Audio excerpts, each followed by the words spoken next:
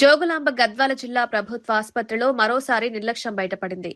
కడుపు నొప్పితో ఆసుపత్రికి వచ్చిన ఓ రోగికి వైద్యులు స్కానింగ్ చేయాలని సూచించారు. అయితే స్కానింగ్ చేసే సిబ్బంది నెల రోజులుగా సెలవులో ఉండడంతో అత్యవసరంగా వచ్చిన రోగులకు ఇబ్బందులు తప్పలేదని బాధితులు వాపోతున్నారు.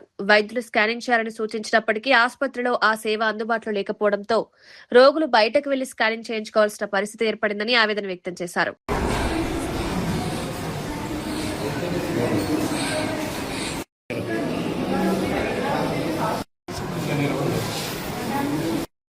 గద్వాల ఏరియా హాస్పిటల్లోన సంబంధించి మా మిస్సెస్ అయినటువంటి దేవమ్మ ఇక్కడ ఆశా వర్కర్గా పనిచేస్తుంది. ఆమెకు వచ్చేసి స్టమక్ పెయిన్ వచ్చిందని చెప్పేసి గద్వాలకి ఏరియా హాస్పిటల్ రావడం జరిగింది.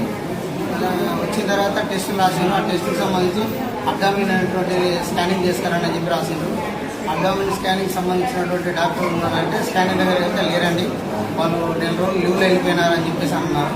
అంటే ఇది మేడం నెల రోజులు లీవ్లో వెళ్ళిపోతే మరి ఎవరైనా ఆల్టర్నేట్ పెట్టొచ్చు కదా అంటే ఆ ఛాయిసెస్ లేదండి, వాళ్ళు ఇప్పటికైతే మాకు అలాంటిది ఏం లేదు చేయలేదని చెప్పేసి మన ఆర్ఎంఓ మేడం గారు చెప్తున్నారు.